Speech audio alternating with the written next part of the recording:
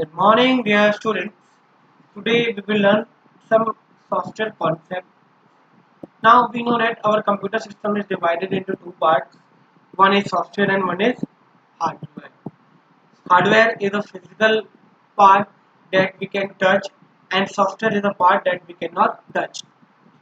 And software is a set of instructions that are used to perform any specific task. Okay, and basically there are four types of softwares: system software, application, utility, and libraries. Now, what is system software? System software is a need and demand of our computer. Without system software, our computer will not work.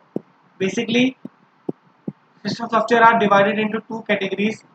One is operating system, second is language. What is operating system? That we have already discussed that operating system is a program which acts as an interface between user and hardware. Operating system is the first software that we install in our machine, and it acts as an interface between user and hardware. Without operating system, we cannot use our hardware properly. Second is language processor and you can say translator. ये हमने बहुत बार study कर लिया है. Like compiler, interpreter, assembler, all are the language processor and all these are used to convert the source code into object code और machine code. ये हमने बहुत बार डिस्कस कर लिया है, तो we are not discussing that. Now next is application software. Application software is the optional part. ऐसा नहीं कि एप्लीकेशन सॉफ्टवेयर अगर नहीं होंगे तो our computer will not work, but yes, if we have a application software, then it made our work easier. It is used to enhance the performance of our computer system, and it will make the user work very easy, and it makes our computer user friendly. And application software have the four categories: packages, utilities, customized software, and developer tools. Now, packages, simply packages जो होता है, it is not an individual software, it is a collection of software. जैसे अगर मैं बात करूँ, यहाँ पर मैंने ओपन कर दिया ऑफिस. ठीक है, अगर मैं यहीं पर सर्च कर दूँ, you can see here Microsoft office. ठीक है, अब जब मैं इस पर क्लिक करता हूँ तो you can see there are multiple software. इसके इनसाइड इस माइक्रोसॉफ्ट ऑफिस के अंदर मल्टीपल सॉफ्टवेयर है. तो मैंने क्या किया, मैंने सिर्फ एक ही सॉफ्टवेयर इंस्टॉल किया, MS ऑफिस. और बट मैंने जब इसको इंस्टॉल किया तो इसने क्या किया, अपने साथ साथ मल्टीपल सॉफ्टवेयर को इंस्टॉल कर दिया. ठीक है, तो पैकेज क्या होता है? कलेक्शन ऑफ सॉफ्टवेयर होता है. ठीक है, जब हम इसको इंस्टॉल करते हैं पैकेजेस को, तो एक सिंगल सॉफ्टवेयर इंस्टॉल नहीं होता, वो एक ग्रुप ऑफ सॉफ्टवेयर को इंस्टॉल कर देता है. ठीक है, तो packages are the collection of multiple software. इसको तो बेस्ट एग्जांपल आप ले सकते हो, MS ऑफिस ले सकते हो. ठीक है, नाउ नेक्स्ट आता है utilities. Utilities are used to enhance the performance of our computer system. हमारे कंप्यूटर सिस्टम की परफॉर्मेंस को इनहेंस करने के लिए, इम्प्रूव करने के लिए हम यूटिलिटी सॉफ्टवेयर का यूज करते हैं. जिसमें सबसे कॉमन यूटिलिटी सॉफ्टवेयर है वो है एंटीवायरस सॉफ्टवेयर. ठीक है, जो हम जनरली यूज करते हैं. फिर है डिस्क डीफ्रैगमेंटर. अब डिस्क डीफ्रैगमेंटर क्या होता है? आप लेट अस सपोज अज्यूम करो. ठीक है, मैं अगर यहाँ पर आऊँ एक बार पावर पॉइंट ओपन करके. ठीक है, देखो, फर्स्ट ऑफ ऑल एक प्रॉब्लम होती है हमारे कंप्यूटर सिस्टम पे, जिसको बोलते हैं फ्रैगमेंटेशन. ठीक है, fragmentation is a problem, and उस फ्रैगमेंटेशन की प्रॉब्लम को ओवरकम करने के लिए हम क्या करते हैं, यूज करते हैं डिस्क डीफ्रैगमेंटेशन. ठीक है, अब लेट अस सपोज कि ये मेरी एक मेमोरी है. ठीक है, मेरे पास एक मेमोरी है जिसको मैंने इस तरह से आपका डिवाइड किया हुआ है. ठीक है, ये मेरा एक मेमोरी है जिसको मैंने डिवाइड किया है इतने पार्ट्स में. ठीक है, अब लेट अस सपोज अगर मुझे मेमोरी फिल करनी है तो मैंने इसको फिल कर दिया 1 और 2, then 3, then 4, then 5, sorry 4, then 5, 6, sorry 5, then 6, 7, 8, 9. ठीक है, तो जब भी मैं अपने डेटा को फिल करता हूँ तो वो क्या होता है, कॉन्टिन्यूस वे पे होता है। पहले मैंने 1 2 3 4 को फिल करेंगे, 5 को फिल करेंगे, 6 को करेंगे, 7 8 9। तो ये पूरी मेरी पूरी मेमोरी है, बट इस मेमोरी को मैंने कुछ ब्लॉक्स में डिवाइड किया है। ये ब्लॉक्स क्या है, कॉन्टिन्यूस ब्लॉक है, और मैंने इनको जो फिल किया तो कॉन्टिन्यूस फिल किया, ठीक है। बट अगर मुझे डिलीट करना है तो लेट अस सपोज डेट में डिलीट कंटिन्यू नहीं कर सकता। अब लेट अस सपोज मुझे सिर्फ 2 डिलीट करना है, तो मैंने 2 डिलीट कर दिया। मुझे 8 डिलीट करना है, मैंने 8 डिलीट कर दिया। मैंने 4 डिलीट करना है, मैंने 4 डिलीट कर दिया, ठीक है। तो अभी मेरी मेमोरी का जो स्ट्रक्चर है वो इस तरह से है। अब लेट अस सपोज मुझे कोई न्यू डेटा इंसर्ट करना है, ठीक है। यहाँ पर अगर मैं कोई न्यू डेटा इंसर्ट करता हूँ, और जो उस डेटा की जो रिक्वायरमेंट है, उस डेटा को 3 ब्लॉक की रिक्वायरमेंट है। लेट अस सपोज ये जो एक ब्लॉक है वो मेरा आपका 100 MB का है, ठीक है। तो लेट अस सपोज मेरे पास 300 MB का डेटा आता है। मेरे को जो डेटा स्टोर करना है वो 300 MB का करना है। अब मेरे पास 100 MB का एक ब्लॉक, 100 MB का दो ब्लॉक, 100 MB का तीन ब्लॉक। मेरे पास 100 MB 300 MB अवेलेबल है मेरी मेमोरी पे, बट वो कॉन्टिन्यूस नहीं है, ठीक है। अब यहाँ पर अगर ऐसी सिचुएशन है तो मैं क्या करूंगा, अपने डेटा को डिवाइड करूंगा, ठीक है।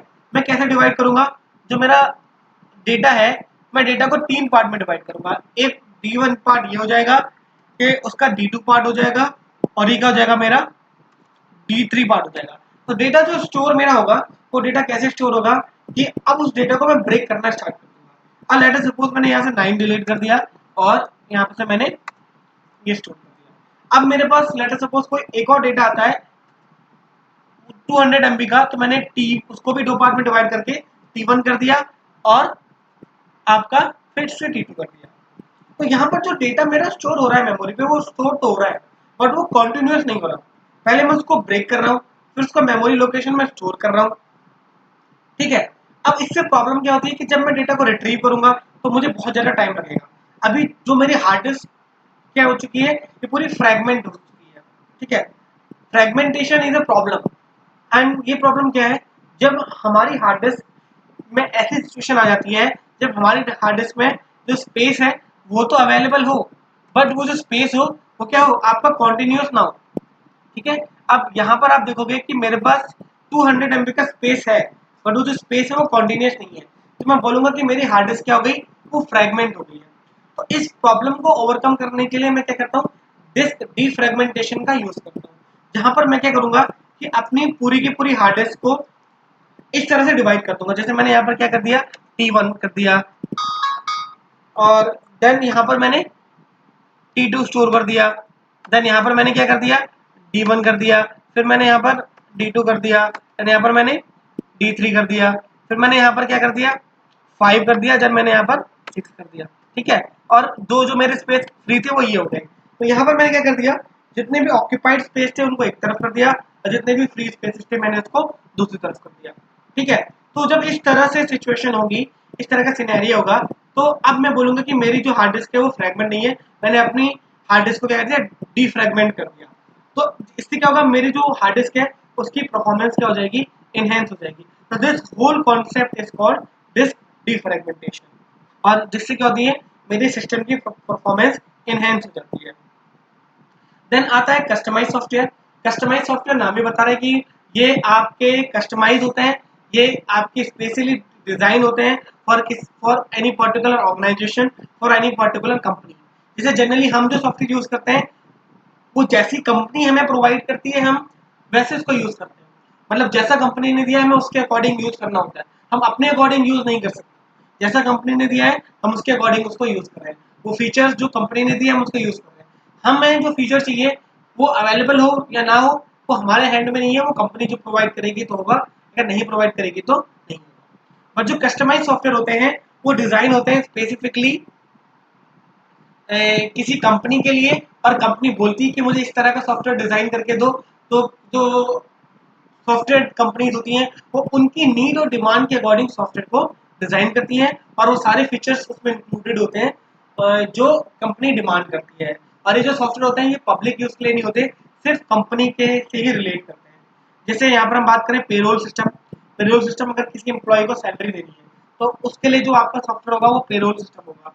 अब उसमें आपको ये देखना होगा कंपनी वो कितने दिन प्रेजेंट है, कितने दिन एब्सेंट है, कितने दिन उसकी ML है, कितने दिन उसकी CL है, कितने दिन उसका हाफ डे है, ठीक है, ये सारी चीजें यहाँ पर आती है। इन्वेंट्री मैनेजमेंट सिस्टम क्या हो गया, मतलब एक शॉपकीपर के पास जो अपनी पूरी शॉप को मैनेज करेगा, तो उसमें कितना आपका सामान आया, कितना गया, कितना आपका डिस्काउंटेड प्राइस पे गया, कितना MRP पे गया, मीन्स जितना भी ओवरऑल मैनेजमेंट है वो क्या होगा, आपका इन्वेंट्री मैनेजमेंट होता है। फाइनेंशियल अकाउंटिंग जो बिजनेस और फाइनेंशियल रिलेटेड सॉफ्टवेयर होते हैं लाइक टैली, वो क्या हो जाएगा, आपका फाइनेंशियल अकाउंटिंग हो जाएगा। अब आता है डेवलपर टूल। अब मीन्स अगर कोई सॉफ्टवेयर डेवलपर है, जैसे मुझे एक सॉफ्टवेयर बनाना है, और जो सॉफ्टवेयर होता है it contains millions of line, उसमें मिलियन लाइन होती है। अगर एक कंप्यूटर प्रोग्रामर एक एक लाइन को खुद लिखेगा तो it will take a lot of time. तो एक्चुअल में क्या होता है, जब भी मैं एक सॉफ्टवेयर डिजाइन करते हो या वेबसाइट डिजाइन करते हो, तो सारा का सारा कोड आप नहीं लिखते हो, कुछ प्री डिफाइंड और प्री रिटन कोड्स अवेलेबल होते हैं। आप जो हमारा प्रोग्रामर है बस उन्हीं कोड को यूज करता है। उससे क्या होता है, वो अपना टाइम भी बचा लेता है और वो अपने लॉजिक पे ज्यादा ध्यान देता है, एक ऐसी चीज पे ज्यादा ध्यान देता है जो अभी तक डेवलप नहीं हुई है। जो चीज ऑलरेडी डेवलप्ड है और बहुत ज्यादा यूज होती है, उनके लिए already set of code design है, वो डायरेक्टली कोड को यूज कर सकता है। जैसे मैं अगर यहाँ पर एग्जांपल दूं, तो यहाँ पर मैंने यहाँ पर ले लिया होम पेज टेम्पलेट। अगर मुझे वेबसाइट बनानी है, किसी को वेबसाइट बनानी है, तो मुझे यहाँ पर कोई ऐसी खास रिक्वायरमेंट नहीं है। मैं यहाँ पर डायरेक्टली यहाँ पर किसी भी वेबसाइट में जाके कोई भी टेम्पलेट डाउनलोड कर सकता हूँ। तो वहाँ पर जो भी मेरी पर्टिकुलर वेबसाइट है उसका मुझे एक इन्वायरमेंट मिल जाएगा। मुझे उसके लिए अलग से यहाँ पर, जैसे आप ये देख रहे हो कि आपने डेमो देख लिया, ये ऑलरेडी क्या है, एक टेम्पलेट अवेलेबल है। आप चाहो तो इस टेम्पलेट को यूज कर सकते हो डायरेक्टली, ठीक है। आप इसको डाउनलोड करो, आप इसको यूज करो, इसके लिए आपको अलग से कोडिंग करने की रिक्वायरमेंट नहीं है। ठीक है, ये जो आपका टेम्पलेट है आप डायरेक्टली इसको यूज करो, ठीक है। This is the template that you can use directly. Okay, already आप इसको यहाँ पर लिखा हुआ है ट्राई इट योरसेल्फ, तो आप यहाँ पर गए और साइट एडिटर, इसका कोड यहाँ पर दिया हुआ है, तो आप इस पूरे कोड को यहाँ से कॉपी करके आप अपने प्रोग्राम पे इसको यूज कर सकते हो, ठीक है। तो इसके लिए आपको अलग से कोडिंग बार बार करने की रिक्वायरमेंट नहीं है, और ना ही डेवलपर करते हैं, ठीक है, बिकॉज इसको टाइम बचाना होता है, ठीक है। तो what are the developer tools? When a programmer develops software or program, they have a pre-written set of code, function, classes, script that are already available, and our developer directly use that code, ठीक है। और इन्हीं codes को क्या बोला जाता है, software libraries भी बोला जाता है। तो what are the software libraries? Software libraries is a predefined and available to use suites of data and programming code in the form of pre-written code, function, script, classes, etc. uh, that can be used in the development of new software program and application. Okay, that's it about the software libraries. Thank you, student. That's it for today. Keep learning.